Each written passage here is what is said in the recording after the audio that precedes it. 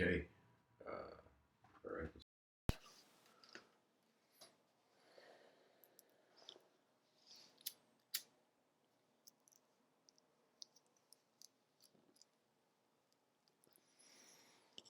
Hello, everyone. Welcome to another episode.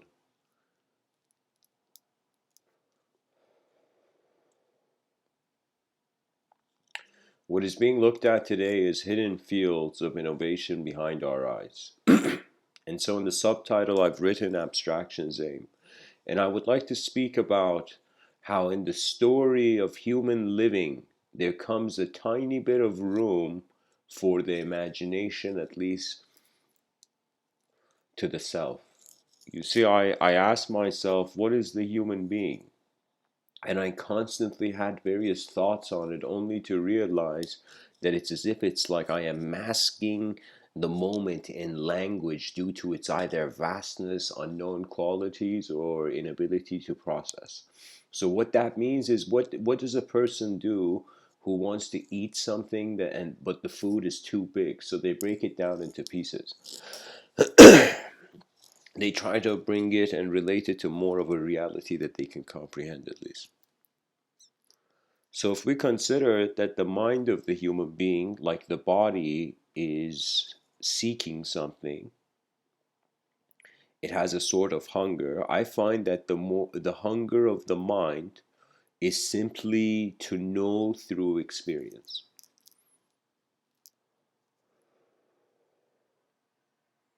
In many traditions, in many wisdom traditions around the world, we hear this kind of statement where it says, know thyself, know yourself, study yourself.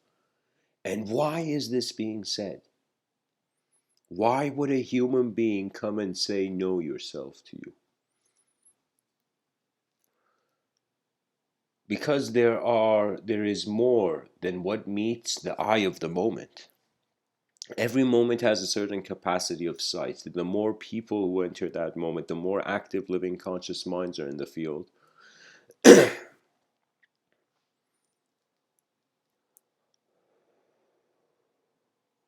more the momentum of the vision can stretch. You see, we are in the Milky Way galaxy, and our neighboring galaxy, astronomically speaking, is Andromeda.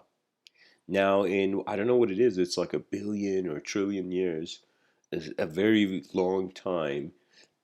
Eventually, the gravitational pull of like the local group of galaxies, it's going to kind of make it in the sense that in billions of years, many like the Andromeda galaxy and the Milky Way galaxy could be like create a crossroads in some sense. There is also this view that because of dark energy, in some sense, the local galactic groups are kind of being pushed away from each other. So, in some sense, by that time, they would not be able to see any other kind of local groups of galaxies around.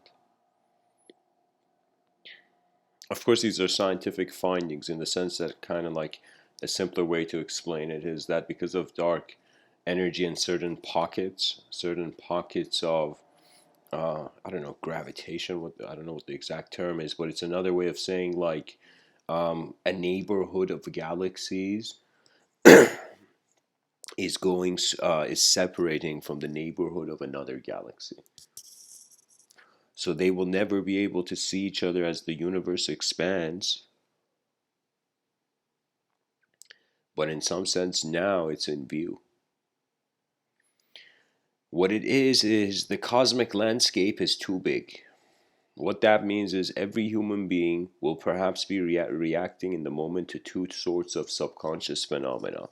One is the subconscious phenomena of emptiness. That means when the being wonders about their future, they will eventually reach a point where they can't see further.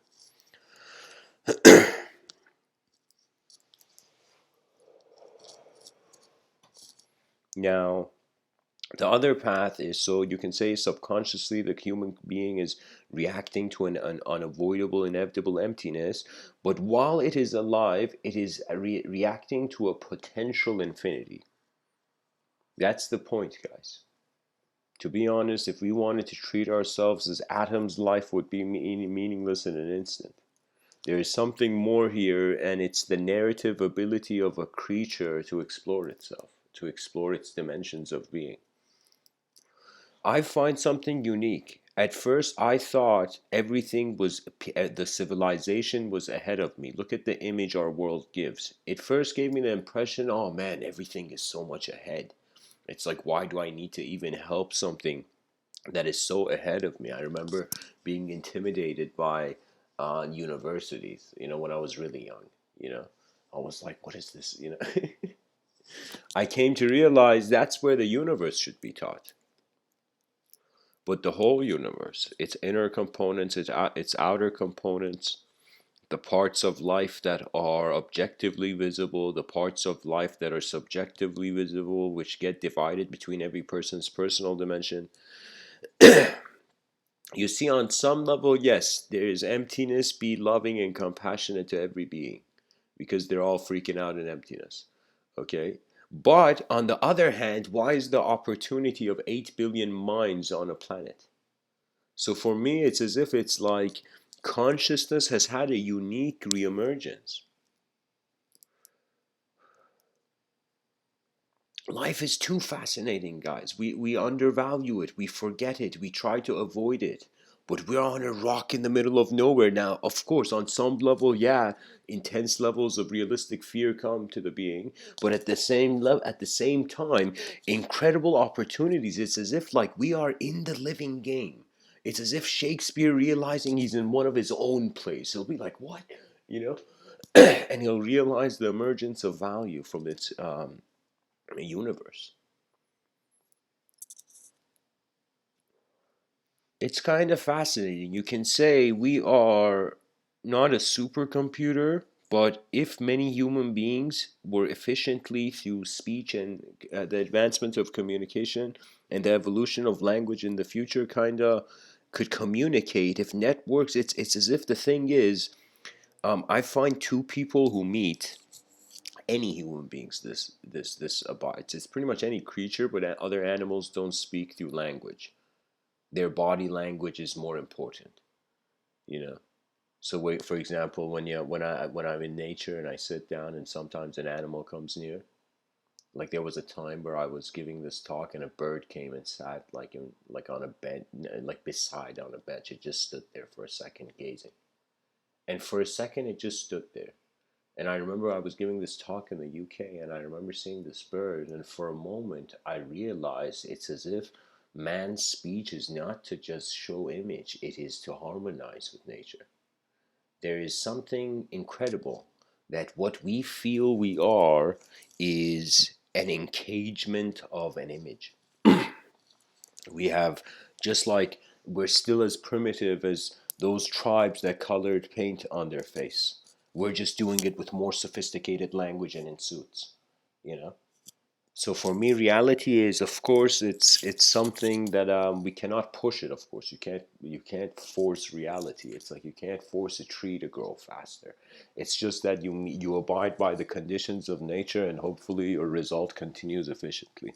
For me, one thing struck me. It was an archetype within myself that I have no idea where I found it. If it was from another moment of my conception or if it was from something I had seen, there just came a moment where I realized this kind of strange direct experience. It was like the peak edge of an intentional existence. I don't know how to tell you, but it's like some moments you're just going along with the cosmos, you know. But some moments it is the precision. It's as if it's like you know how Beethoven kind of like, you know, he said he was hearing music in other dimensions. This man probably was. But the thing was that he went to an edge where he saw further than any of his time. And that edge is kind of crucial. I feel that it's too unknown. That means if Sherlock Holmes was wondering why phenomena exists, he would probably take existence as a clue, right?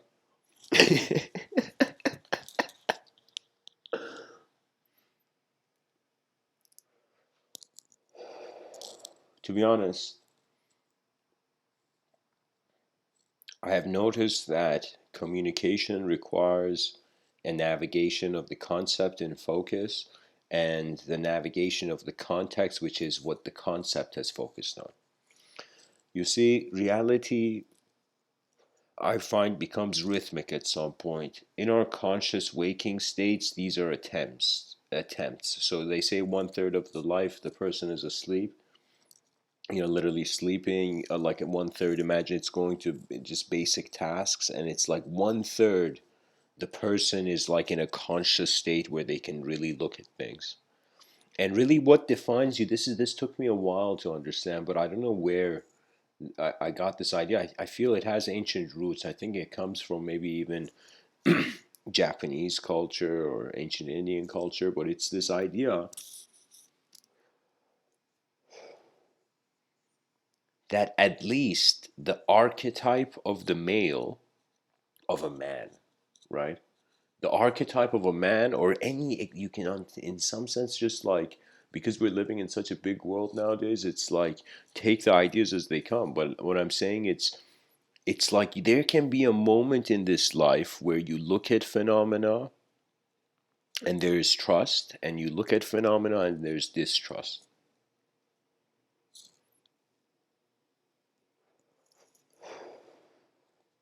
Without the trust of the objective, you won't trust your own subjective.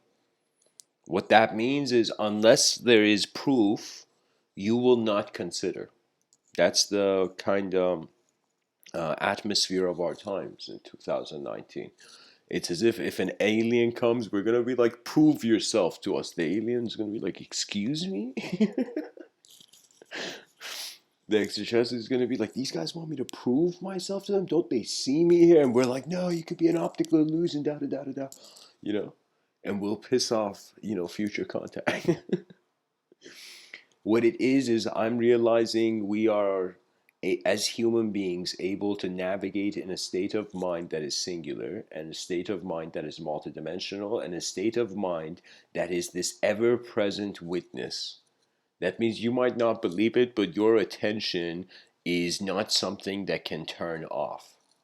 Your consciousness, which is through the lens of the biology, it can. But the roots of the being, of the human, like right now as I'm sitting here, the reason why I kind of like sometimes giggle when I speak about like past lives or future lives or certain metaphysical imagery, the reason is because what I consider myself to be in this moment is, to be honest, not only a tiny percentage of the objective existence, but also not only a tiny percentage of the subjective landscape, but also it's like the ego is on the shoulder of a giant, and the giant is the giant, not the ego. Like you know what I mean? Like maybe that was a too much of a clouded kind of metaphor, but what I'm saying is the human being has relationships with life, and this is what your experiences are. Now, every human being who can at least hear me and you can comprehend what I'm saying, you as a human being have had enough experiences to notice patterns. Eventually, the question will arise in the mind of any person, any phenomena that searches consciously. The question will come, where it becomes one of direction, and it becomes one of speed. You see, all human stories center around will, the free will, right? The free will was one of man's greatest discoveries, and probably there was a guy named Will who really felt free in that moment, who like named it, but like but what I'm saying is the willingness to not endure a story that's temporary, but to realize you have your eyes once. How fascinating. How much freedom in every step must you experience if you're alive once, objectively speaking. You see, the mind for me, as much as you can say to a secular society, is very politely be like, dear secular society, beyond language, Any sort of metaphysical theory is really actually direct experience that is non-dual. That means it's the experience of a space. So right now, who's speaking to you is like a being in a space, right? Like I'm a human being, and like I'm experiencing my moment of being. But I am saying the consciousness is not just being the body; it is being the whole moment. This is why we have empathy, because the mind is too smart to really leave itself multidimensional without, after experiencing multidimensionality, uniting them. To be honest, what knowledge is weather changing shape. Like it's literally like, imagine throughout history what we call the evolution of knowledge and ideas. It has simply been like, how can I tell you? Novelty. It has been an introduction of more design.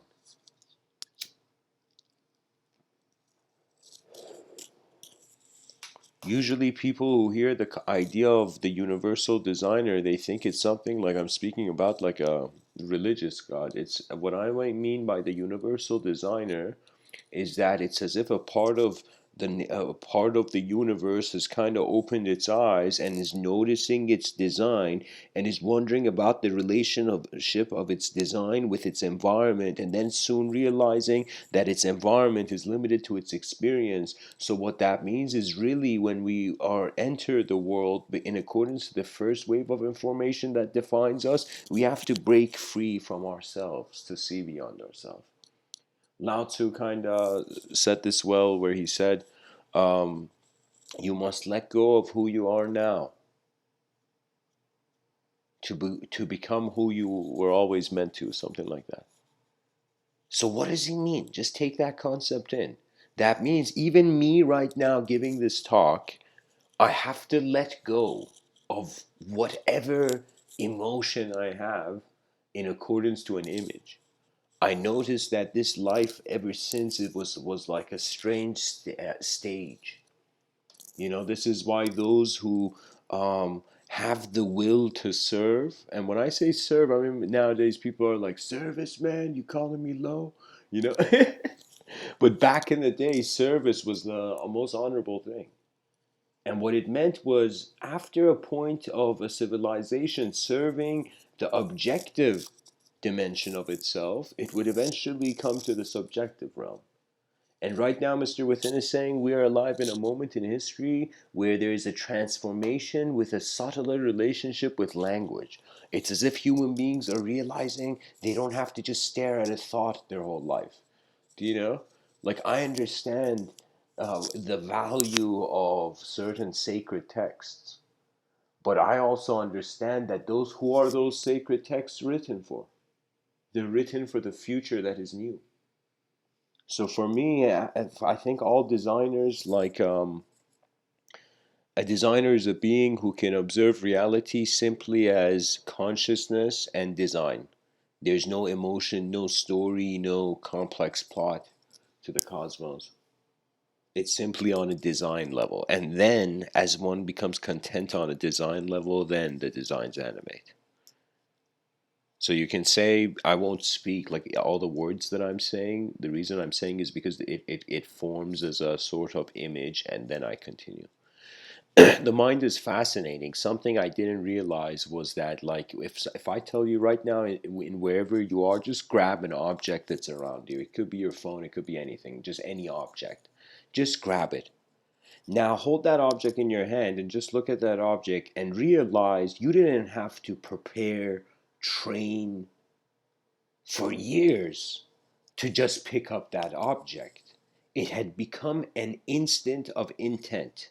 So that same instantaneous intention that, like, literally you picked up that object like a minute, like, for the exercise, and you picked up this object and you suddenly realized you didn't doubt your hand. You didn't doubt the object because you were satisfied with the consequence. So really, the greatest skill becomes contentment with a changing world. What else can you do? You know, civilization is a rare opportunity. We are like literally like it's like you don't imagine a miracle to the power of endless miracles. It's like that's how unique human existence is.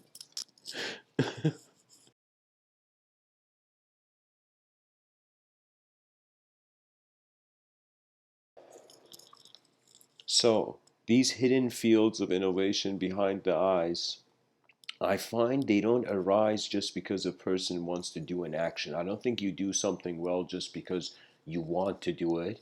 You do something well when the precision of the action's perfection is important enough for you. There was this strange wisdom, and I think it was a blessing that I heard it early. And not that early, but but it was like this idea that in your life, in this life, that every day is like, okay, once. Are you attempting greatness?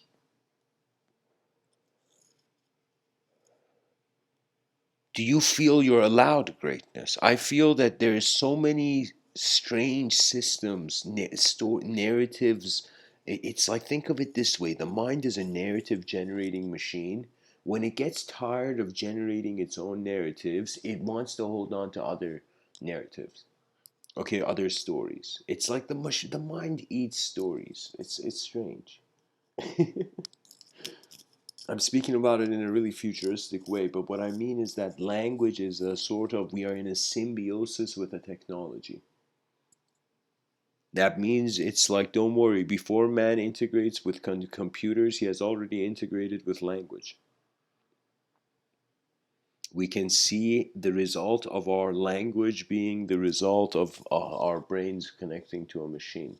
What it means is at least there will be common pathways. I find that what a mind does, what everything in this universal sector strangely seems to be doing, is that in order to continue, it has to exert an effort, and because it has to exert an effort in an unknown place, it exerts familiar effort.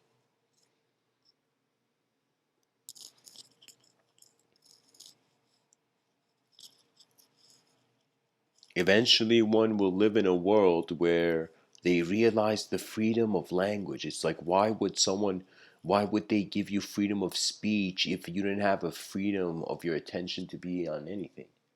So Mr. Within is talking about mysticism, guys, enlightenment. What does that word mean? That word is not a marketing advertising thing. Unfortunately, it has been reduced. They broke the shrine and they took the statue and they threw it on the ground and eventually was sold as a misused thing. It's as if from glory ideas have been taken to dirt. From glory traditions have been forgotten, and sometimes what comes next is better, sometimes it isn't. So it is a coin flip right now. Same thing that every person on the planet's like, okay, let's hope none of the leaders of the nations freak out so there isn't a world war. So you know what I mean? So what it is it's like, again, it's like the yin yang symbol is the best blueprint. And it's so universally known that it's a good starting point.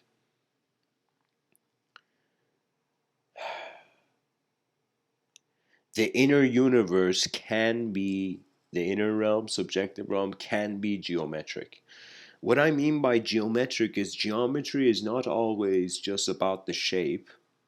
It's about the space that is looking at the shape. How a sort of, think of it this way, just like how a person says a word and it comes with a certain tone, a certain intention, a sort of momentum. Similarly, I want you to think that it's also the same with image. Sometimes I remember there was a time where I was just speeding through one talk, and as I was kind of going, I saw the outcome of the talk. Like I saw, like maybe if the talk was like, I saw the end of the marathon line, you know. And as I was giving the talk, I saw non-existence. So what I mean by that is that sometimes attention is, because it's moving, it uses what's in its environment. Kind of how I say the survivor on the island dynamic. It uses whatever tools are accessible or whatever it can comprehend. You see, it's in life, one the human being has to attain an ability to be alone, and once they're comfortable being alone, they can be anywhere because anywhere they are left, whatever happens, if they come to alone, they come back to their mind. You see, why is it a person in the shower feels a freedom to sing that a person, that same person, maybe in an opportunity on somewhere given, is not open to singing? Is because we experience various states. It's not that the mind is a trickster, it's that the day is is is a journey between various senses of personhood in accordance to the action, environment, and the activity.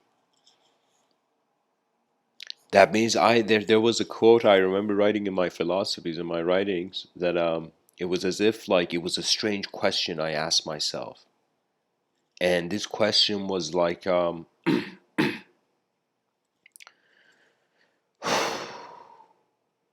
asked myself, what would it be like if I never existed? I just wondered, would I be as a being right now okay if I never existed? And it was a very intense moment. It was a strange emotion. And it was like a moment where I realized before I kind of like, how can I tell you? Nature is the secret commander of phenomena. What I mean by that is that there will come a time where the individual conscious being will experience the individual conscious program to such a degree where it will jump to the opposite. Jumping to the opposite is a suggestion of a completion. You know, sometimes they say this, it's like they say this to many teachers when there's a student who has potential, but this student is not allowed to kind of thrive in accordance to its egoic construct. So that student becomes like, uses its attention on other things. It's like it's so important that the doors, like when talent attempts itself, um, uh, imagine like your young child suddenly starts playing violin like the Mozart. It's like, how important is that to acknowledge? I'm saying now, imagine that for 8 billion people.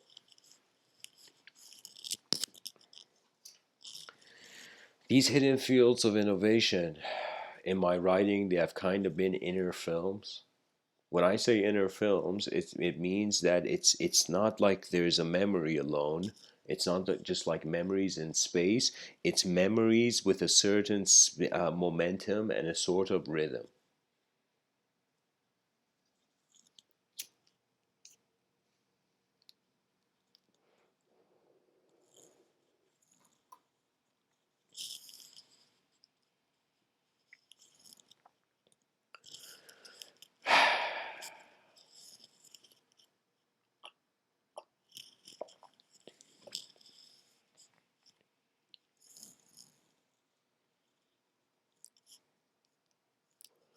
Life is so incredible that every person knows they have walked through enough moments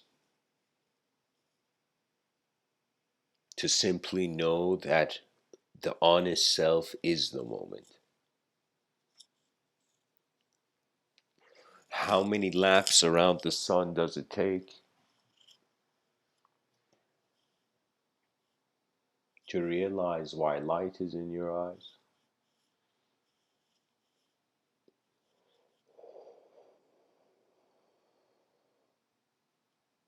For the smart, decades.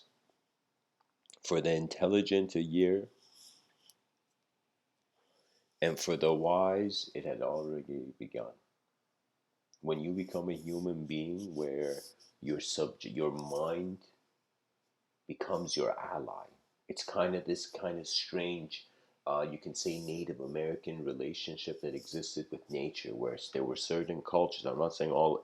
This is not like a general thing, but there were certain cultural spheres where these guys would do like peyote and they would smoke from a pipe, like some kind of, I don't know, a psychedelic plant or something. And so, as they would do this, the guy would suddenly say that the smoke is my ally and the raven on the branch is my enemy. And suddenly, there was like some nature kind of brought in a narrative. So you see, nature can be savage. I'm not saying like just because I'm saying an evolutionary return to nature is crucial for the civilization. It doesn't mean like man should suddenly go and start hugging tigers in the forest. You know, it's like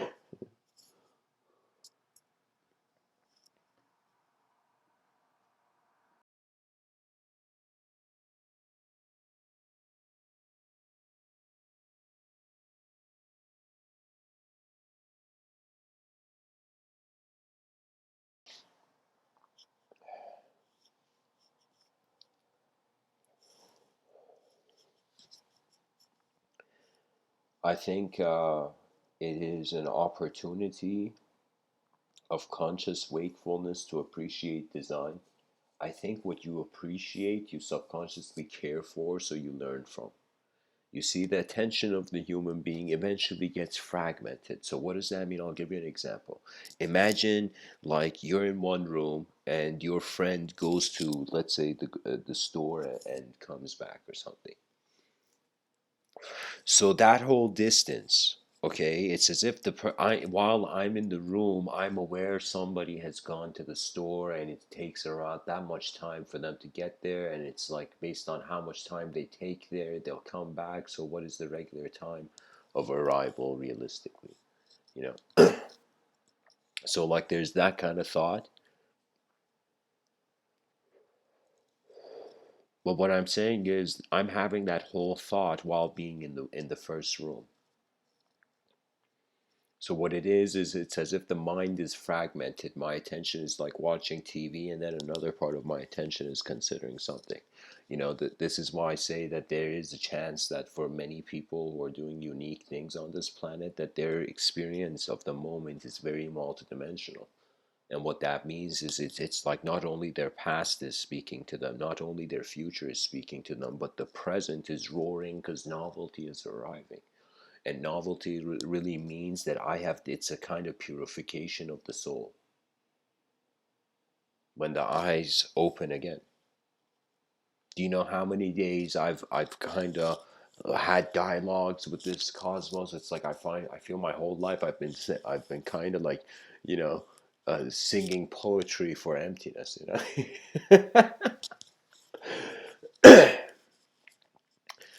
But but it's not empty, you know. At least not completely empty. It's like that's hope enough, guys. That's hope enough for the civilization. The universe is not completely empty, you know.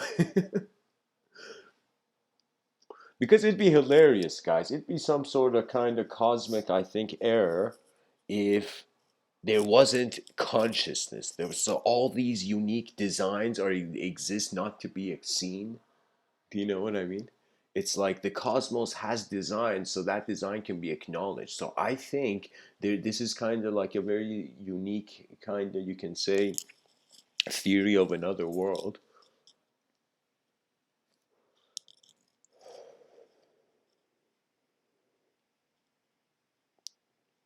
where our bodies, I'm going to be poetic here, have fell from paradise, but our mind has kept its foot in the door. It's as if you were pushed off a ship, and then but your hand is still reaching it. The mind is still unknown. And simply, really, novelty is the re-embodiment of the unknown. What else can it be? That means it's like on some level, yes, I understand that it's like because I'm here, like how can I say it? There's so many people in the world in poverty-stricken countries and violence-stricken countries where it's like it's savage living for them. And so while I'm sitting here in this room and I'm giving this talk, I'm wondering what is it that we're all here to see? And I think it is the birth of a new ethos for civilization, a new inspiration for the vision of man, where the child doesn't wake up. I think it's kind of like we have to start like 2012, building kind of like a sort of strange ark, not like Noah's Ark, but we have to kind of begin just like 2012, as if like an apocalypse is coming, preserve enough structure. And my Mr. Within's greatest recommendation to all educational institutions, and I don't know how far my voice would go. Sometimes you never know how far you threw something, but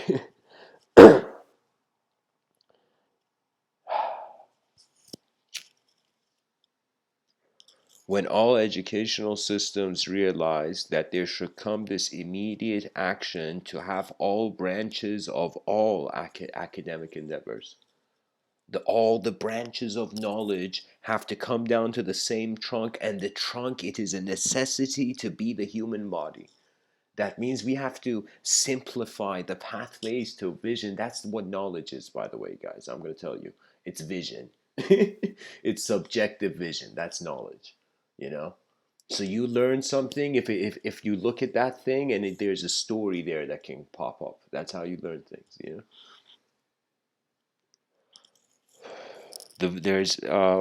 The free will is engaged with its experience. This is why it's so fascinating. I say we're a civilization also that is worshiping ideology, and this is kind of a chaotic thought. And sometimes I suggest ideas that they're like theories for what could be, and I try to just honestly express the moment. But I'm telling you, there's sometimes times where I feel like it's as if there's a overall fear of opening an unknown door. But when the being realizes they will be pushed into that unknown door, then they will realize it is their birthright to open this unknown door. It is not a sort of ideological kind of there's no agenda. There's nothing you can really do. It's pretty much a mass system, a lot of chaotic movements. Some people are organizing their intentions, but regardless of what they do, the system's too chaotic. So it's kind of like, believe it or not, civilization is a civilization. Like, that's an advantage. It's shaped, but it's not efficient. It's like a machine. The day the governing powers become like the same caring hand that assisted them in their childhood, it would be like that moment where, how can I tell you, where those imagine the government becomes the greatest source of pride for human beings, because the government has stopped trying to manage and has looked at every individual human being for who they are. Because I am telling you, sometimes when the line is too long, many Albert Einsteins just give up, you know?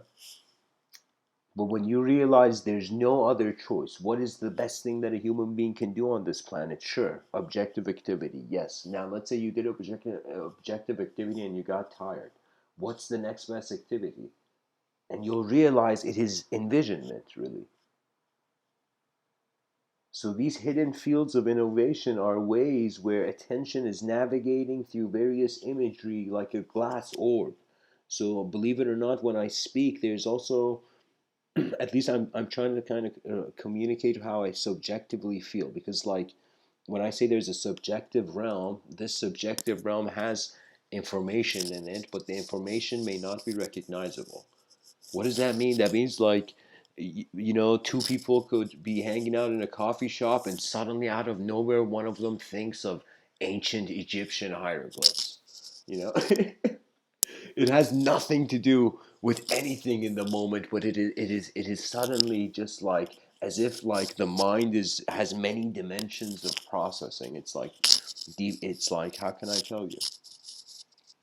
Unfortunately, science will have to acknowledge that because people are emotional beings, they cannot be as accurate and precise as machines. So what does that mean? That means you can't really judge a mistake, because the mistake is something where How can I tell you can endlessly see mistakes? Do you know how many people on this planet, because they don't like people, they see mistakes in them? Do you know how much this happens in the workplace? I think.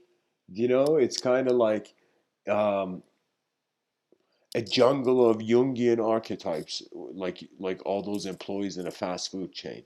You know, there has to come an effort to wonder what your ancestors could never wonder about. If you have access to that, ask the question. And so that's what really is, guys. I realize there's nothing greater to give this civilization than a mirror. And some people will be like, whoa, would a mirror solve our problems? And I'll be like, look in the mirror and find out. And when every person looks in the mirror, they see what is really here: a simple biological creature that entertains various narratives. And it's as if you weave these narratives out of non-existence, and it's remarkable. Because how reality emerged is like how imagination emerges. Out of nothing, something popped its head out. It's like you can make some sort of theology around, like the whole universe was like this universal mole just popped its head out of a sort of surface. And the cosmos began. The ostrich, when it gets afraid, it puts its head in the box. And I often say that you got to be careful. There's two things: the nihilistic trap and the enlightenment trap. So these are kind of the states of mind that can be, let me say, inefficient and unnecessary. What does that mean? Like, you know how they say, like, when you want to go, let's say, talk to another business owner, when you go in the building, you don't want to talk to the receptionist. You don't want to, exert all your energy on talking to the receptionist, for example. Right? So you want to go right to it. In a military tactic way, they would say, cut the head of the snake. So we human beings have realized that the sand is falling in the hourglass. Okay? This means that it is our responsibility to wield time. You will eventually become responsible for your imagination, and that's the only way you can trust your subjective realms. It's an extension of it's literally the mind is learning from the body as a metaphor.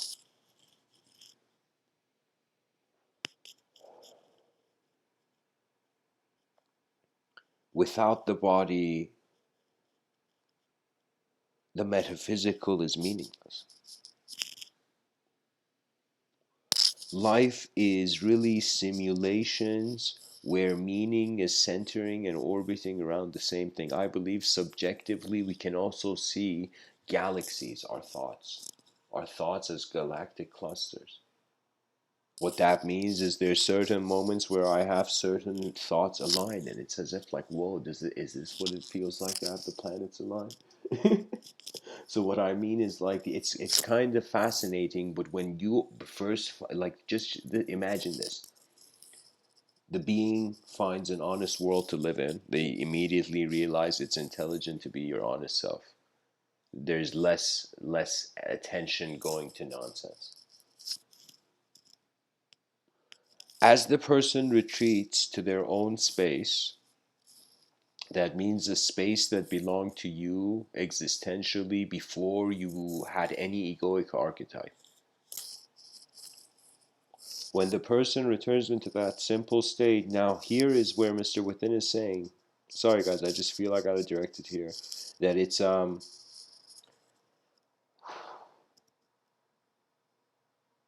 we have pilots now. Imagine we become an interstellar civilization, and suddenly the updated, futuristic government at the time comes to the people and says, all right, we're looking for pilots, but these pilots will be not just flying the skies, they will be flying between galaxies. Imagine. So I always wondered, how would, in some sense, that the training camp of that metaphor of, like, the pilots academy, or the hall of advanced communicators, it's like these ideas I've had is like I've kind of thought about we need to now become responsible pilot dash explorers of the inner realms. We have to impress Carl Jung.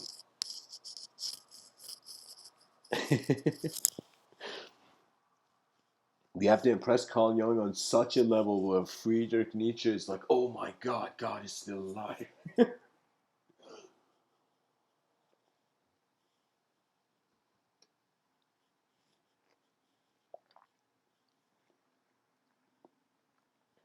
Honestly, what can I say? We have lived as bodies for so long. Is it really a strange idea to suggest a responsibility for the mind, a responsibility that has nothing to do with how matter looks? Nothing. It's as if, like, really, can anybody really judge atoms in space? It's like there is a sort of dullness in secular society that intellectually should nullify violence, should it not?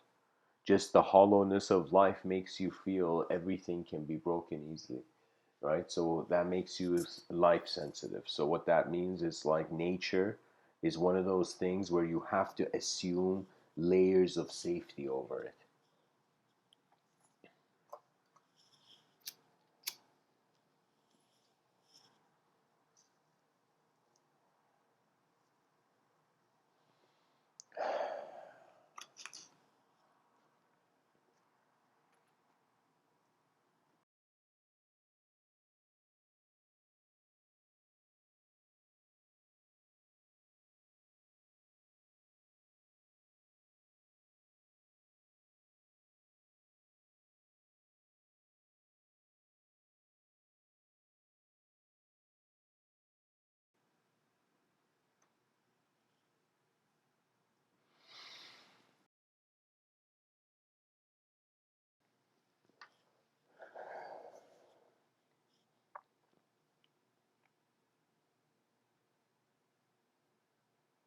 What I think it is it's human, the last stance of humanity's mind.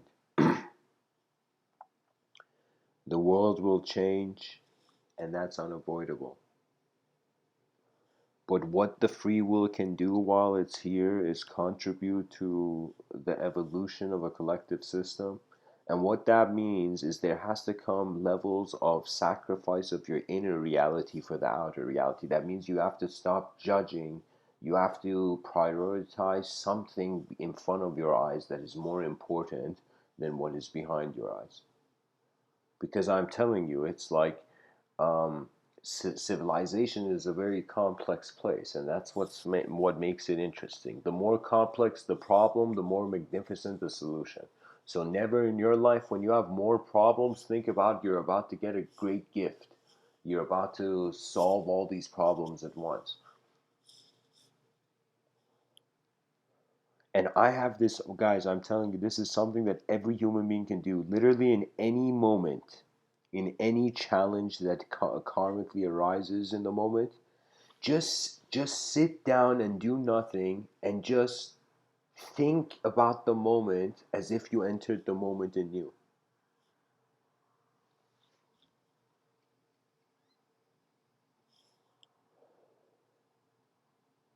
We have to forgive the violence of man as if like this is why I think that this should be the kind of like added to the criminal justice system where intensity of violence suggests the creature is bound to animalistic behavior, to animalistic instincts, urges. What does this mean? That means any human being who goes out of civilization stability. Now, I'm not saying the stability is shape. I'm just suggesting that we re-enter a new value system. Every organization has a value system. That value system was placed, and everything, even every story. You go look at, even read a book, the contents sheet. It's like the value system is set in place, and then the story emerges, right? So when you look at life, you really eventually, after some point, look at people and I feel it's like you look at where their attention is, how much their attention is aware of what's here, how much they're willing to hold the door open for the future generations. What it means is maximizing inspiration for the new and maximizing honor and preservation of the past.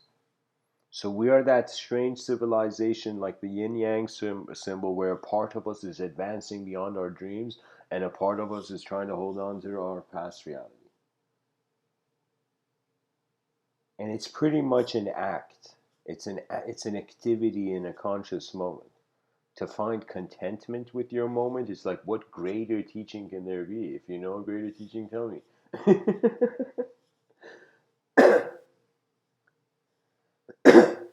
Kind of another way of saying is like,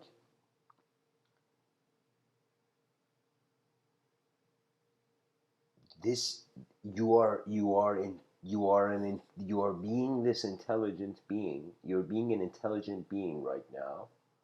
And pretty much what I'm saying is like, what Mr. I guess here,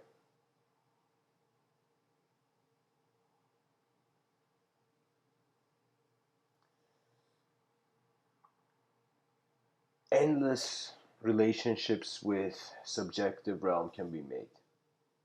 I can sit and endlessly scan the various kind of patterns and sort of geometrical value systems I see going around in this world. But what I've noticed is that the most valuable resource is human attention, and really a person's attention is their world. So if a parent comes in the room and sees their child has its attention on like the child wants to be a musician, on some level, sure, like allow the child, but on some level, it's as if like there's something known as like an idea that comes too soon, where the person never wonders about who they are being raised in the shadow of another.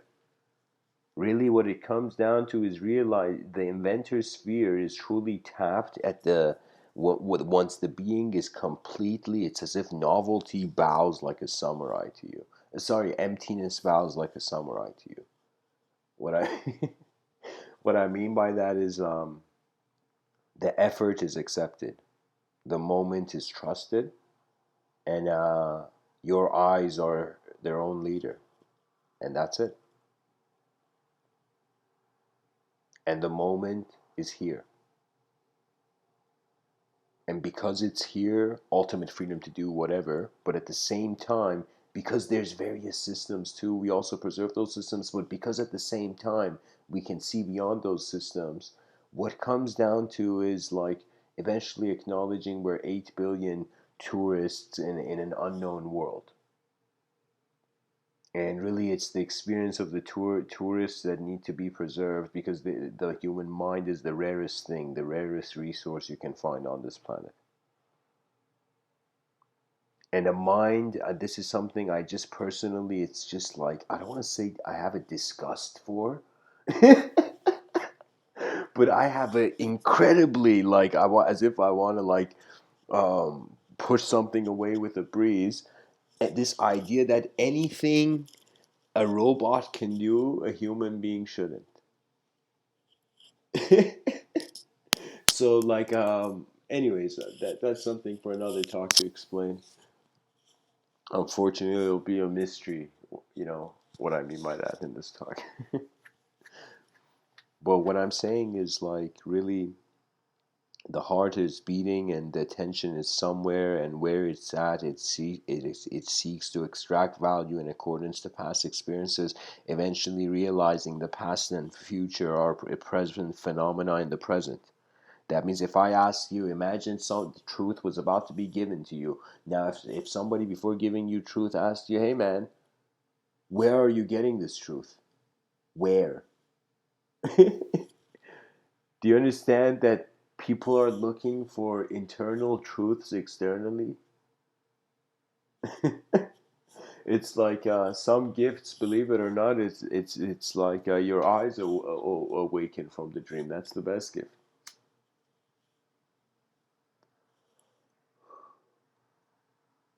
A lion roars not to intimidate, but to reveal its nature of why it's made. It is made to abide by its design. And so the human being must not be, we must not forget nature. I mean that on like so many levels. It's like,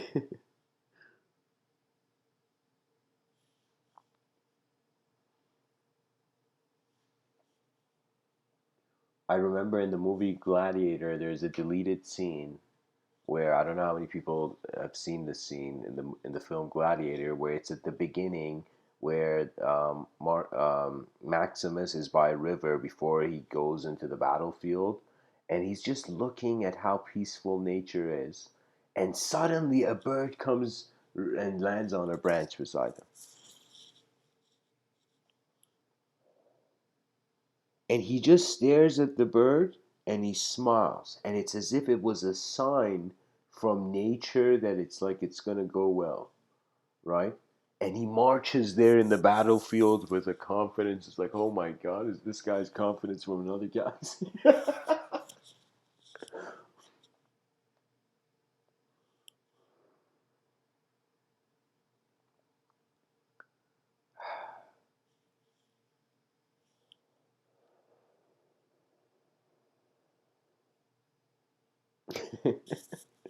Confidence from another galaxy. Like I have astonished myself.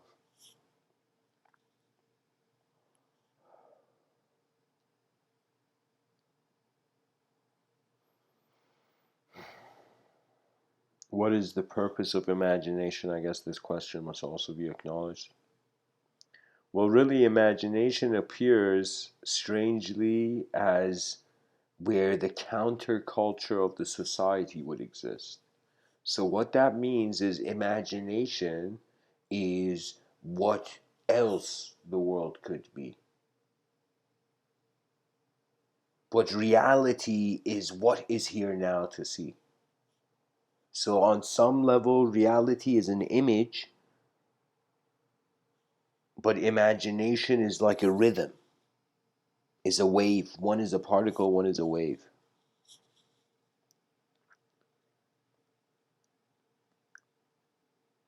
Yeah. And so, in the game of trying to subjectify the whole cosmos, it's like the creature developed language. It's like, oh my God, I could name anything right now. And that person who wrote the dictionary was like, guys, I'm the god of language right now. Check it out. And so what I what I mean is that it's like there's a freedom that is non-conceptual. It is just there. It's kind of a sort of the Satchidananda bliss. It's kind of like in martial arts they spoke about like um, a sort of they use them intoxicated metaphor. Like I'll tell you something very actually incredible about the Sufi tradition, the Sufi mystical tradition. That they actually it's like some considered it like this. It's not like all of it, but there were certain uh, uh, uh, groups of Sufi movements where they considered that there were these four phases to the evolution of like the soul on the planet, right? And so one state was the person becomes, they called it, it's the rend, and it was like the gamer. So this is a person in the creature in civilization who has suddenly realized everything is a game. I'm not joking. It's like everything is a game. Politeness is a game. Honor, respect is a game. It is something you are engaging to continue.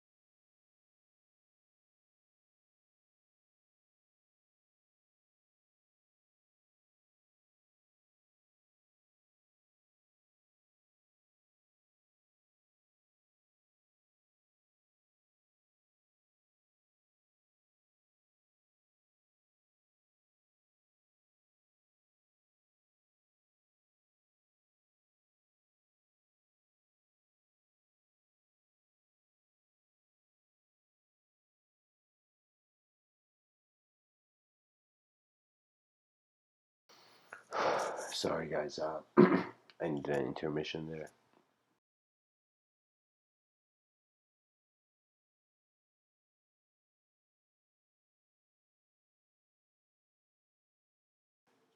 The more I have given these talks, the more I've considered what a global audience would look like, inevitably being pulled towards wondering what a global civilization would look like, realizing if the past doesn't change, there has to be the effort of a new dimension.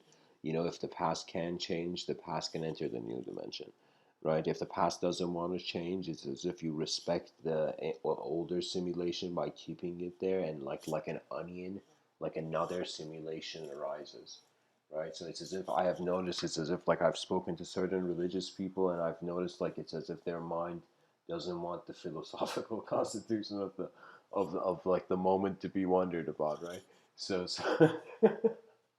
and it's in those moments, of course, I adjust to the kind of the ability of that mind, and so what I mean is really it's nobody really knows.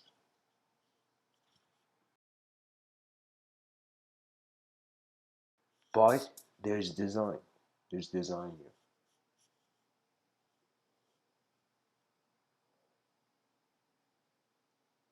The emergence of design, I mean, at most, what can we do? We can imagine it through cyclically. We can imagine it as an expanding spiral, this endless pattern. We can imagine it as prior to imagination, so it's just the absence, imagining the absence of imagination. I find life is just kind of how you acknowledge the moment and the attention moves on. So I find that its wisdom eventually comes to abiding by one's attention, natural attention. The thing is, civilization is not evolved, but the mind of the being is so evolved that with little they can have, like it's like they can see heaven in a grain of sand and eternity in an hour. Like it's like, like William Blake said that what he meant is that the small could have the value of the big. That means the mind has an ability to see the big in the small, even though it's the small in the big, in regards to the whole cosmic landscape. There's a forest of ideology that hasn't been engaged. We have failed as a civilization, and I'm saying this playfully, but like we have failed as a civilization to acknowledge the true presence of the mind. And we failed when we realized that we can't keep it unknown. The unknown is like the surface of the earth.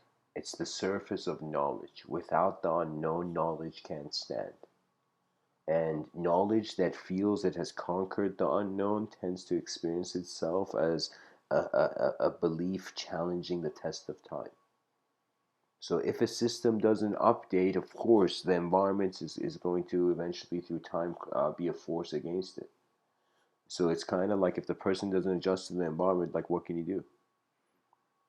So if the belief system doesn't want to change, what can you do? Though it's as if the human beings inhabiting that belief structure, like it's literally I can see people living in language, guys. We're living in language. How messed up is that? No, I'm joking.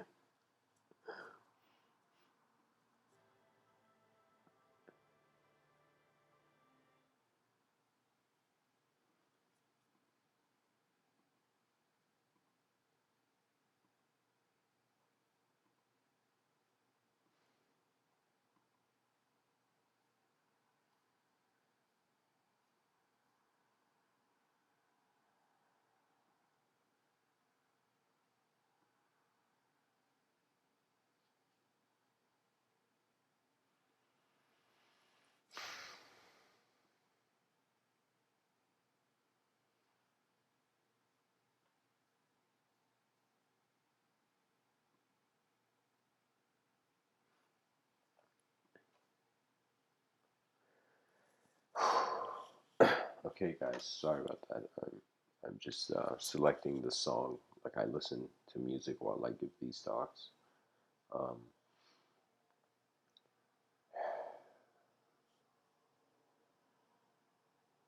There's two ways, really.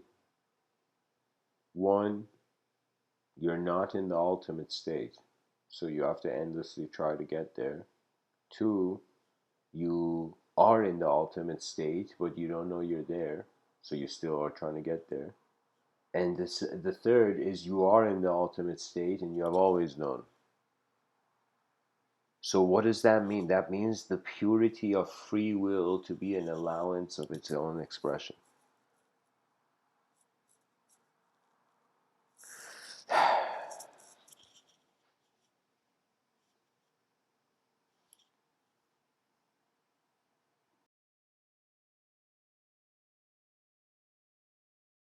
Imagine a world behind your eyes that you only experience when you are being that whole world. It's fascinating when the person closes their eyes, it's as if they are the space where subjective design is existing in.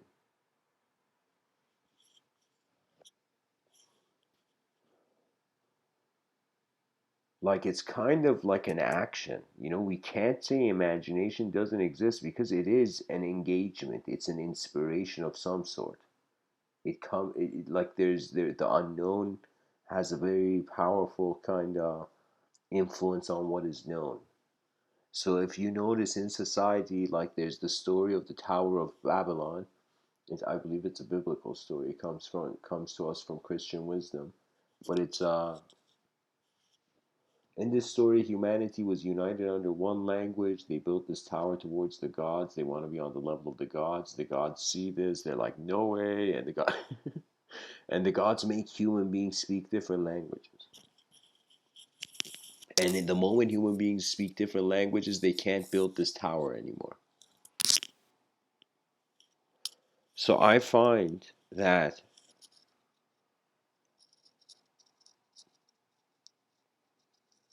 it's kind of like a new language would bring a new opportunity for a better world. The whole language system. Imagine language is like a hat on people's heads, and all these hats suddenly went into the air for a second, and the person experienced their the moment without the kind of ideological design, and suddenly the hats came back on the person's head, and the person's like, "Whoa, what just happened?" And it was like a subtle awareness that for a moment you could just be being, and that cultivating that abidance with being really makes you care. It's as if, like, here's the thing, really what's happening with the ego is that it's either thinking it's smarter than the moment or it's not, and it's hilarious.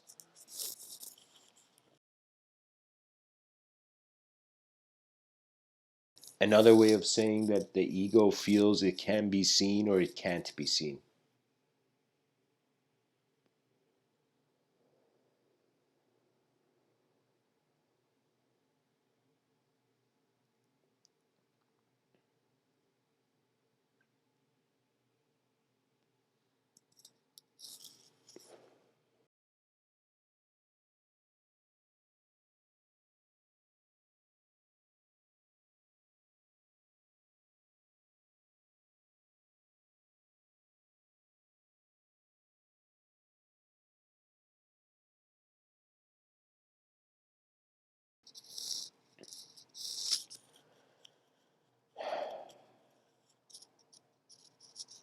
It's kind of like humanity is so chivalrous, it's letting nature move first. That's how chivalrous mankind is. A return to nature could imply a return to a simpler archetype. Sometimes a person can't suddenly eject out of a system. Sometimes they have to become aware of certain moments, and it's as if kind of Buddha had this incredible saying, leaving as if, in some sense, when you leave a space, you leave as if you never moved a grass in that grassland when you journeyed through it.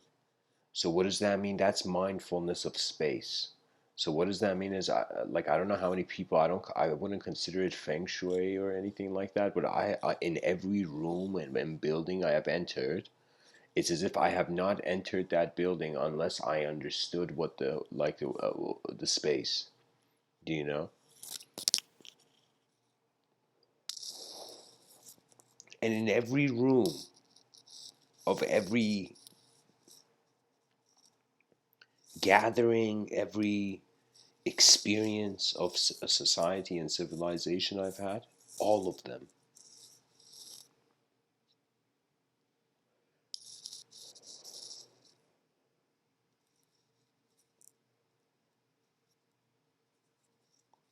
the past is past, and the future is left to how the present moves, how the pilot of consciousness navigates. Zen Master Dogen has this saying where he says, study the self. That's the path to Buddha. That's Buddha's path. Study the self. But to study the self is to forget the self. And people are like, what do you mean, Dogen? What do you mean? Forget the self? You want me to forget myself right now, bro? And Zen Master Dogen continues and he says, to study the self is to forget the self. To forget the self is to awaken to the nature of all things. So the quote is, it's like,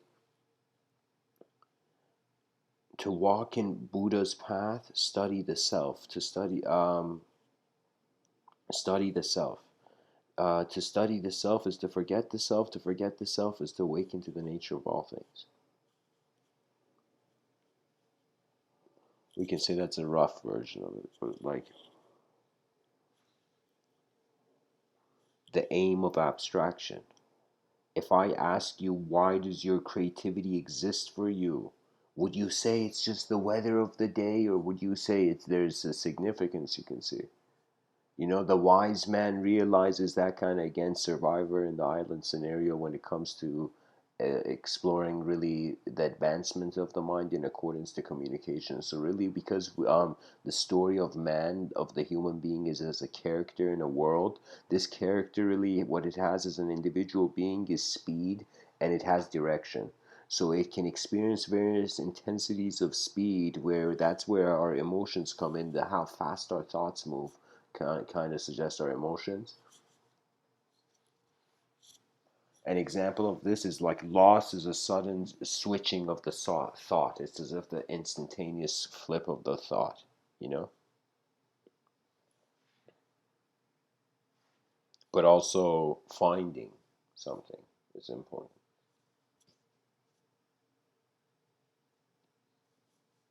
To awaken to the nature of all things. What awakes to what? The forgotten self awakens to the remembered true being.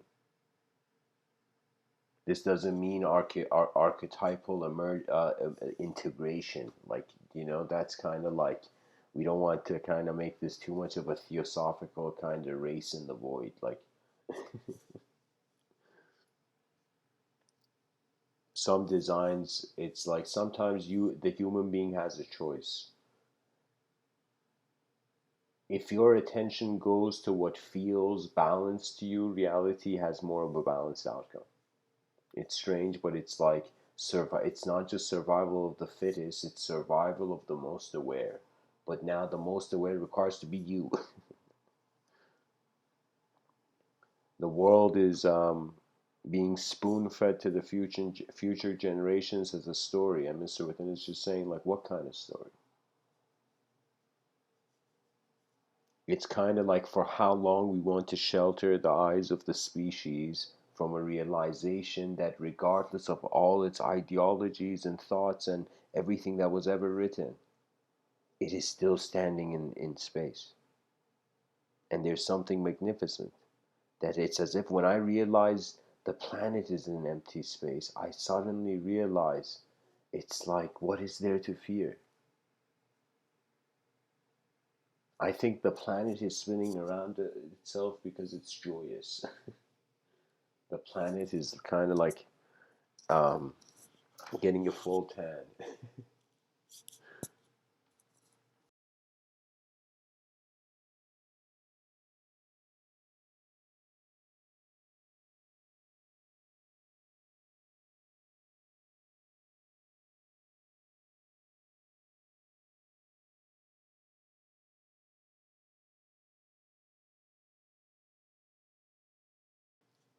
There is an hidden architect behind your eyes that can only be accessed by one remembering how reality occurred for them. So many people seek an instruction booklet for existential continuity, you know. But there are some people who find themselves in a sort of puzzle, right? Reality, it's like the easiest way to say we don't, the way we stop fighting by over resources is by first discussing how we should value the resources. And abstract resources must be maximized. What that means is it's like because we're caring for the lives of people like Andrew Yang, who's running for president, like that's this dude is telling people in some sense they will get due to taxing technological kind of corporations, they will the people will in some sense get paid a sort of universal income. Now I thought about this and I thought about like the kind of advantages and disadvantages of the world changing in a way where the person exerts less effort and more comes to it. It's like, should that kind of view of the world be promoted? But I realize eventually it's like because we're temporary beings, freedom of the mind is a must. That means don't dare live one day on this planet where you don't feel as a being free, but freedom means also the ability to see freedom in other realities. What that means is it's like I went from being a kid who would crush ants. Like I didn't care. I treated them like objects. And not like savagely like a psychopath. Just like damn these ants. Just like not like that. I'm just saying it's like I would it for me there was like something smaller than a leaf felt as if it was just designed in a bad situation. Like I saw my grandfather open a garden hose, and some ants were like felt probably they were on the Titanic in that moment. You know. So what I'm saying is that the scales readjust, and the person's psyche is no longer fragmented, and it's no longer fear. It no longer fears being fragmented.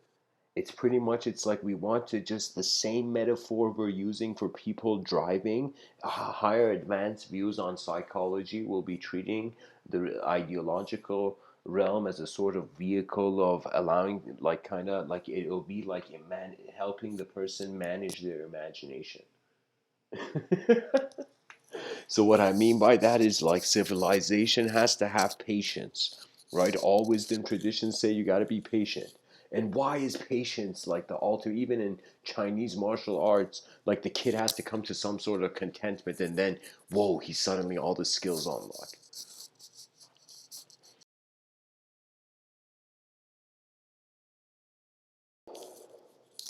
You can say the mind can project infinite parallel projections of the future, but eventually the future is based on how the present moves. So life is in some sense is a sort of piloting as different states of mind. Some conscious attention is piloting through different states of mind. Like literally, you don't have the same body as you had 10 years ago. Okay, you don't even perhaps have the same thoughts as you or the same views on the world. Like literally, you've had so many experiences in those 10 years that literally your eyes can't be the same being, right? So what does that mean? What is it that's continuing? Obviously, it's not something physical because the physicality, the objectivity, the cells of the body change. The cells, and it's strange because we cannot even fathom it if the objectivity gets disturbed. So it's as if objective reality, really biological existence, must be treated as an ancient relic.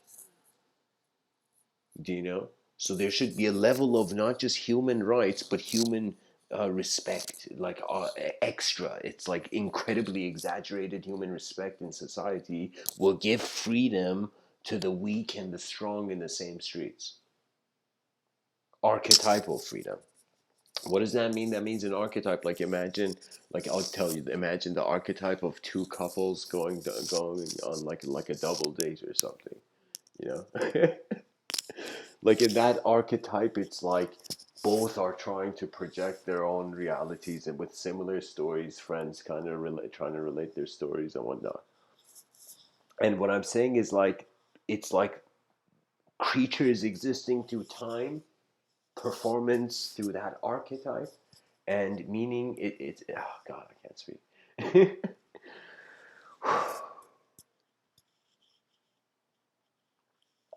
Let me say that there's too much unknown to really be sold on anything.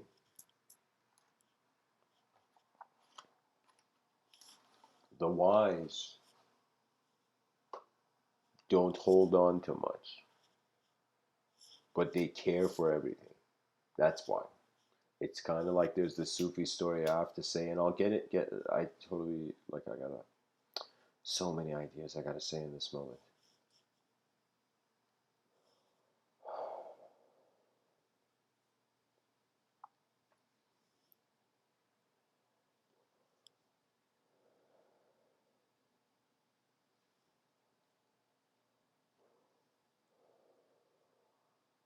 In the Sufi tradition, after the person realized reality was like a set of games, the person became conscious of archetypes, became conscious how human beings are literally unknown creatures going in front of one another and communicating.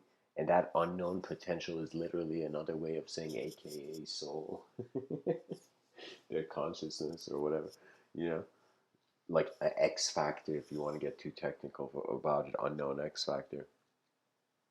Not like the talent show thing. I mean, like an unknown mathematical X factor in an equation. You know,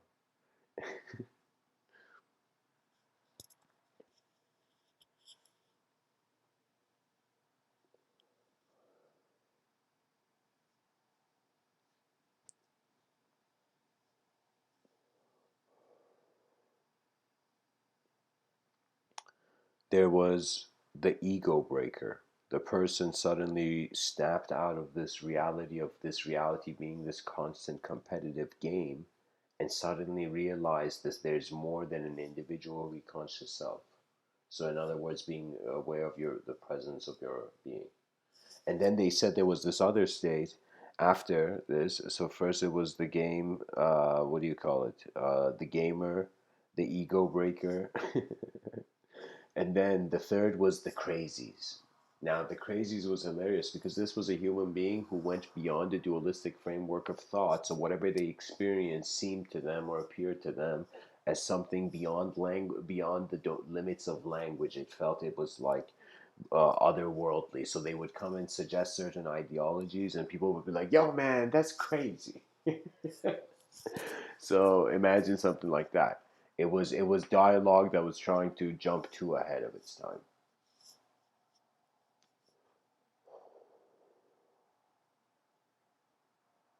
That means I could talk about how backpacks in the future will be hovering around the person following them, but it's like it's irrelevant to the conversation yet. Like what I mean. It's a different. The attention can be navigated many ways.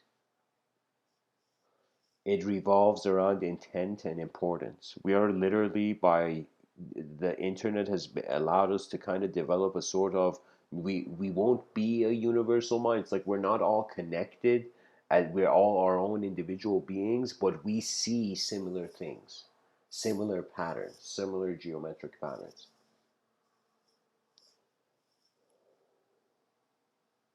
I have this view that all stories in the world, everything that's in language, can be translated geometrically. I feel there's a geometrical language. That means even though we say geometry is a part of mathematical language, but I'm telling you, geometry is its own language. That means there's ways that the moment can exist that a story cannot touch it because it's pure design and pure moment. That's how I know the subjective realm has sort of, it's like it's not just quantum fluctuations, it's ideological shifts in accordance to moments where the being feels. It's like literally like where the journey throughout the day emotionally can be said to be like um, the water is being in solid ice form, then it's being in liquid form, then it's being in gas form. And I find that when our objectivity really cares, when the human being understands the value, imagine you are like, imagine there was this kind of like, the God was this grand universal cosmic warrior. Imagine this narrative, right? Now, this God suddenly threw all its weapons down onto the earth, and each of its weapons, and I say weapons, I'm kind of playfully creating a mythology here. Take this as an abstract thought experiment, but I'm saying imagine this universal warrior source through, as if like gave every creature on the planet a sort of gift. Now every creature is given their own gift. That means they have something that no one in the world knows about, and they may even not know about until they ask questions. So, what is this gift? At most, for now, I find in modern society, it would be to navigate oneself through various ideological positions. So, the person comes and sits down, puts a piece of paper, and tries to organize, shape the order of their life. And imagine like a person graphs out their kind of behavior in during their whole life, or what it appears to them as the like the kind of first graph, and eventually kind of sees that it's like the patterns of attention, like there's something, like I'll tell you, and it's strange, but it's like once you don't live in language for a while, you become it's strange, but communication becomes really crystallized when you speak. It's like the evolution of individual responsibility was a collective vision. So at some point, all philosophies, how fascinating is this, guys, have to consider a sort of inevitable integration. It's like no longer survival of the fittest, it's survival of the fittest ideology. And ideologies only live if man looks at them and considers them. Media doesn't understand, like, the thing is, I it's strange, but I felt like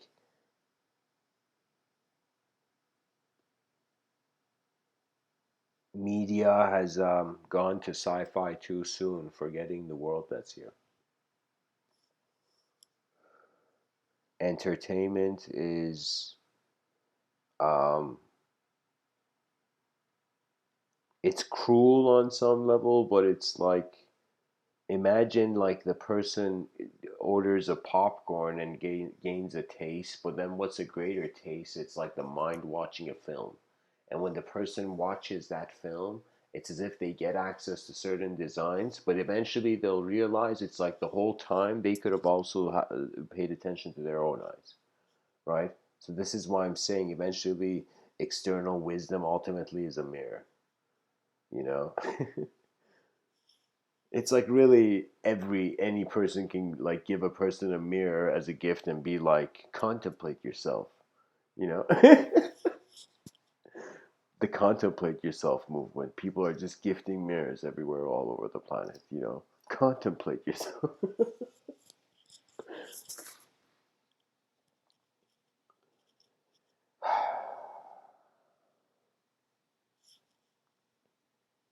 Dylan Thomas says, do not go gentle into that good night. Rage, rage against the dying of the light.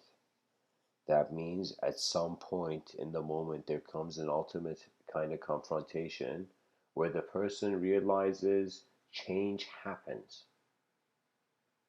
And because nature happens, not only there's an instantaneous comfort with just realizing, understanding finally how nature is moving, then you realize part of nature's movement is a creative responsibility.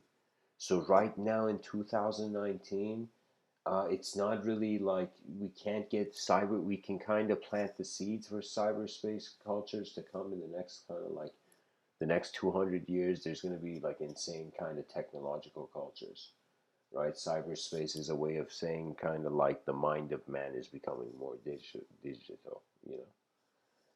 Digital. Oh God, I can't speak.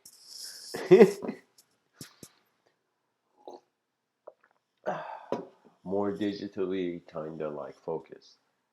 That means I have kind of like I remember entering a sort of kind of holy place when I was young, and kind of not when I was young, when I was like in Iran in the summer.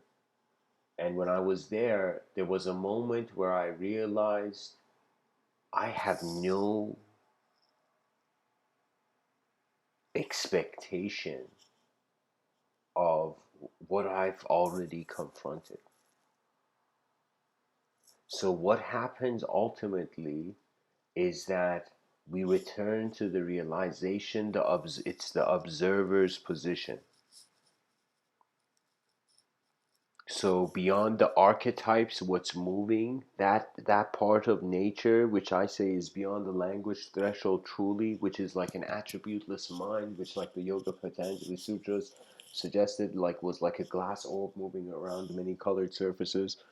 So really, there's many questions to ask. Every person is in a sort of program of language. They're also in adopting certain cultural programs, certain natural programs. It's like a phone with too many apps open.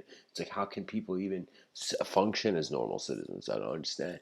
And even if we have normal citizen behavior, what is normality but just the standard of the moment, just what is being acknowledged in the moment? There's so many fake things that are in the mindset of people incorporated as values that it's strange. It's as if sometimes when you're too busy trying to fit into a system, you never wonder where you are, you know?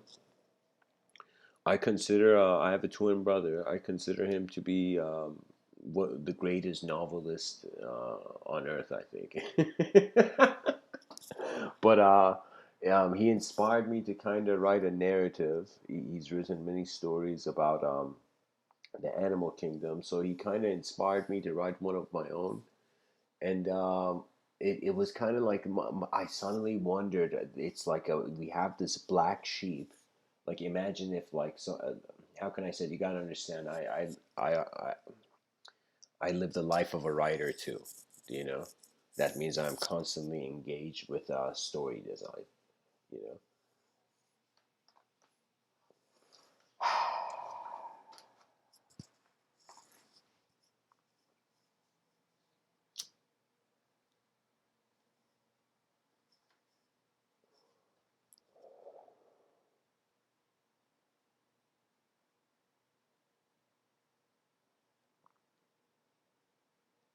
You know, sometimes when I speak, I feel like the ink of the pen runs out.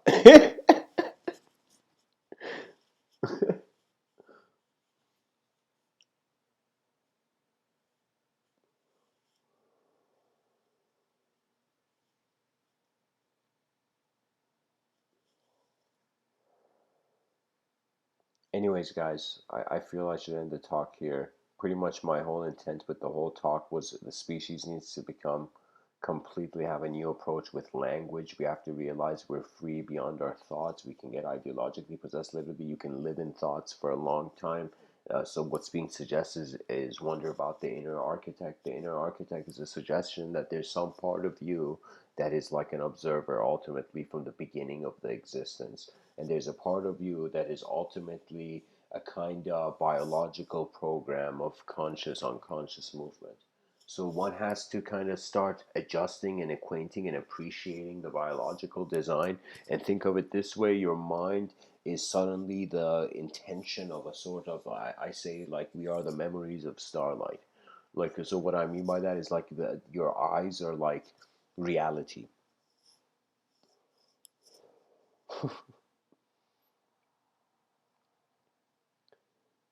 Eventually one will wonder about who they are, and they will realize like this is pretty much efficiency in civilization. If you can, how can I tell you, it's like because multiple systems of intelligence need to continue, we have to in some sense allow a free space, but the issue is that every person's view on freedom is different.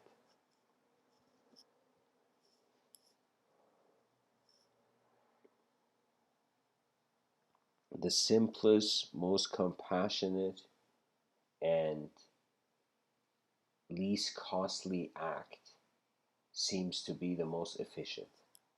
And the only way I can fathom this is that the civilization realizes it's telling itself a story and realizes it can tell itself a new story. And if it tells itself a new story, there has to be a level of trust in both citizen and system where it becomes like possible. So it's as if man has to begin now. Not it's as if we are still not collective beings yet, but on some level we are. Oh my God, my laptop's gonna die. Oh my God.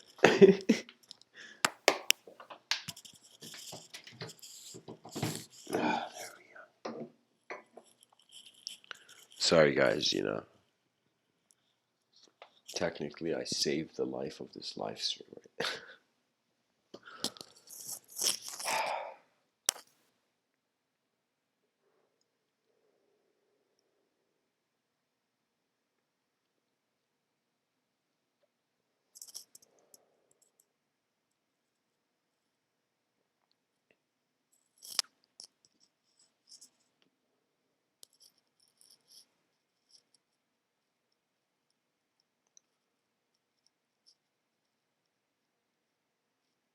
When you I call this when it's kind of a strange moment I find for any human being where they suddenly their mind roars. ROARS, roars. So when the mind roars, that's when the conscious intelligence suddenly becomes fully activated because it trusts the moment. When it trusts the moment, it trusts the space automatically. The moment you have stability in your biological being, you have incredible stability in your subjectivity as well. The more objective movement you have, the more like even like the pillars of your inner realm are being shaken.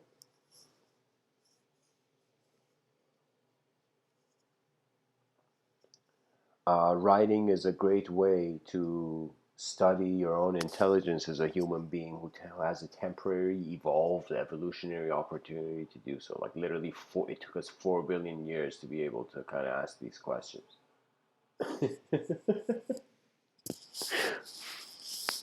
The mind of man now needs to be piloted, no longer just the body. No longer survival of the fittest, savagest animal. Like, what is that? Now it is the survival of the most efficient vision that the species can utilize. And what I mean by that is we have to at least find a way where we consider the civilization, the idea of the whole civilization as like our sibling. Imagine you who have never had a sibling in this life. Imagine the civilization suddenly becomes something you care about as much. It's kind of like the mind has such potential that it can animate anything at any time. At the same time, it can animate nothing, then hence it becomes left as an observer. When it's left as an observer, it eventually pulls and moves, and so there's a sort of relationship, a sort of flow. Kinda, you can say hilariously, it reflects like, okay, I wanted to say the drunken master, but it's like the martial artist rhythm with chaos and order. You see, mastery means balance in true real position, you know? So that means it's like the person who experiences the battlefield, really, it's like, um, it's very easy to talk about it. But if you don't experience the battlefield, of course, it's as if many things occur. But when you realize you're experiencing a part of the cosmos as a sophisticated individual creature, and now you have to become responsible for your subjective being, which means you have to become responsible in how you hear things and how you see things. And Mr. Within is saying it's kind of like, oh, believe it or not, I'm passing down something what my uncle said. He told me that it's like in moments of emergency, take a step back and just observe the moment and then act. And it was such a simple thing. And I'm like, okay, man, everybody's kind of doing that in some way, and then I realized, whoa, that is the secret to articulation. That is the secret algorithm to take a step back and review to any problem in existence. As long as the human will continues, it's as if the tension will continue through space. So sometimes I wake up and I'm like, I should be clapping for how I exist right now. Kind of like okay, It's like, there will come a day where just like how the weather changes, the atomic existence will change. But the thing is how much life cares, how much you realize life was a living, was alive. It wasn't just emptiness or infinite abstraction. It wasn't just objective emptiness or infinite abstraction. Reality is, we are piloting our attention into a new era of awareness. And pretty much what it is human beings realizing our intelligence, our natural intelligence is a way of the cosmos looking at itself, being aware of itself. It's a huge responsibility, it's a huge challenge. That means there has been times where I have been overwhelmed by so much data where all I had to do was just to set up barriers, subjective barriers. That means it's as if in that state of mind, I had to, in some sense, there were too many thoughts simply in the moment, moving in too fast, where it was literally as if like you open the room and like lots of balloons suddenly start coming in. The first thing you do is you instantly get out of the room. If you can't get out of the room, you at least hold on to one of the doors as all the balloons are just coming in and slowly kind of make your way out. Right, so I kind of treat communication as if the room it is born in is the room that it dies in. So the mind is very like fascinating in that way, where you see it's like why I wondered why it kind of the ancients kind of said like, yeah, yesterday's enemy is today's friend.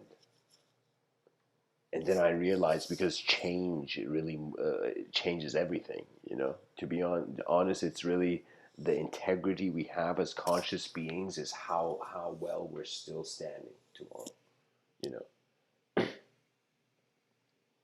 And so right now, Mr. Within is simply just calling the whole species to a completely new, trying to look at things anew and trying to see, all right, how does language limit subjective reality? How much language doesn't? Maybe you're a person who, when you kind of like before you need to speak, life appears as images, you know? For me, it's like there was a time there where it was the opposite, where I was speaking very formally, but at some point I'm like, okay, it becomes like a film that's being translated at some point. And then the human being entertains various archetypal patterns, you know. That means nobody is ever anything, but in the moments where certain things happen in certain ways, the definition is self evident. So life is fascinating. We have to begin not teaching the future generations about the subjective evolution. We have to also begin re-acknowledging the mind is the most important resource. Then all the funds and every technology out there will suddenly begin care for the user of technology, right? So it's as if kind of like every conscious creature becomes purpose oriented. You can say a creature evolution is like unconsciously this creature is getting speed where it suddenly becomes aware. It suddenly gets a direction. It becomes conscious that it's separate from the planet and it has a sort of subjective landscape, and how that's a sort of unique ability to be something in existence. It's like that's the ability of the being. You already are your ability. It's just that how you engage the moment, how the attention pilots, and I find the true pilots are like we are the modern generations. Like the true pilots were like the rishis who were like the seers of thought. In every tradition, there has been seers of thought. Literally, human beings who have kind of seen all the beyond the cultural program, social program, everything, and have just sat down and truly just stared at the cosmos to see what it means to them. You know, you have to realize in this life, to be honest, you don't have time to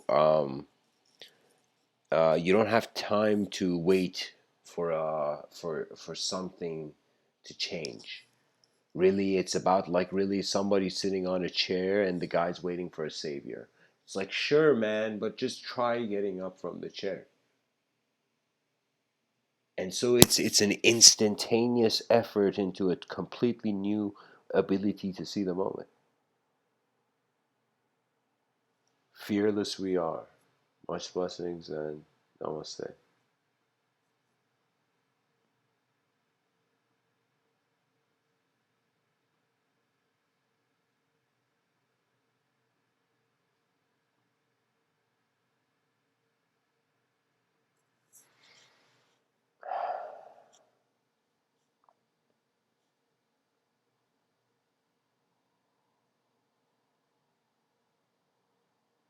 Even though the voice of the night may not carry on to the day, but the same silence is shared. It's like no longer keep your head up high. It's keep your soul into the ultimate vision of reality. Because now is the moment where, if there is greatness, it should be instant. What I mean by that is internal freedom, and I feel people should start writing like whenever, like just get a stack of paper, put it on a table that you pass by throughout the day, and put a pen on top of that like stack of paper, like printer paper, and only pick up the pen only when you have something so important to write down, and not like errands through the day, like something so important, and don't write errands on these pieces on this printer paper. But I'm saying like it's one of those things where the person writes only when something is important enough and the vision is crucial, the design is too unique to let go,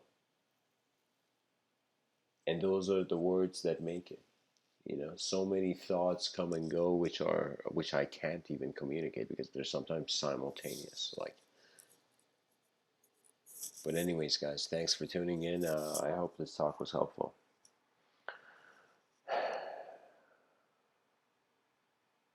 Do not go gentle into that good night. Rage against the dying of the light.